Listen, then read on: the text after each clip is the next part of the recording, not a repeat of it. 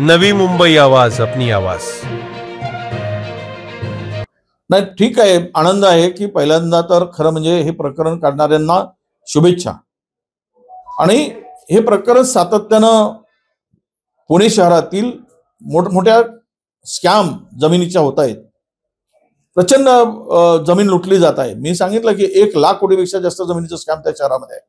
कोणी builder, developer, politician अशा जमिनी बळकवण्याचा सपाटा लावलेला आहे। आज हा करार रद्द केला।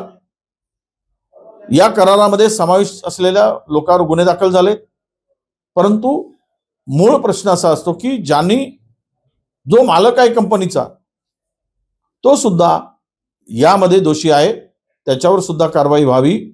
ज्या पद्धतीनं दिग्विजय पाटलावर कारवाई झाली, सब रजिस्ट्रारवर कारवाई झाली, उद्या ते उद्योग संचालनालयावर होईल। आणि महसूल विभागाने 24 तासामध्ये ज्यावेळेस हा प्रस्ताव गेल्यानंतर त्याला स्टॅम्प ड्युटीमधून सूट दिली, ते सुद्धा दोषी आहे। हे काय धंदा चालवला आहे सगळं महाराष्ट्रामध्ये। आणि दुसरा तर आता नवीन पुन्हा एक प्रकरण आलं। मी काल परवा 2 प्रकरण सांगितले। आज एक माझ्याकडे आलेलं प्रकरण, मी उद्या सविस्तर याची माहिती देतो आहे तुम्हाला। मी सर्वे नंबर सकट देतो तुम्हाला माहिती, पुन्हा सगळ्या चॅनलला देतोय, सांगतोय की आपण यामध्ये सुद्धा लक्ष घाला। हे घोटाळ्यांची मालिका प्रचंड मोठ्या प्रमाणात या राज्यामध्ये सुरू झालेली आहे। आणि मंत्री सरनाईकने स्वतःच्या एज्युकेशन संस्थेला मीरा भाईंदर मधील प्राईम लँड 4 एकर ज्याची किंमत 200 कोटी रुपये आहे, मार्केट व्हॅल्यू 3 कोटी रुपयामध्ये घेतली। मंत्र्यांना स्वतःच्या संस्थेच्या नावाने अशी जागा चॅरिटेबल संस्थेच्या नावाने घेता येतं का? आणि हे जर होऊ शकतं तर महाराष्ट्र लुटून खा, आम्ही डोळे बंद करून बसतो।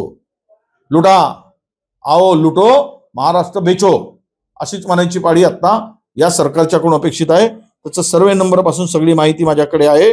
आणि हे घोटाळे कुठेतरी थांबले पाहिजेत, यासाठी ही कारवाई होणे अपेक्षित होतं। आणि ही कारवाई झाली, याचा आनंद आहे। आणि दादांनी सुद्धा थोडा मोठं मन केलं आणि पुत्रप्रेम हा पूर्वी झालेला थोडा कमी केला, त्याबद्दल त्यांचेही अभिनंदन।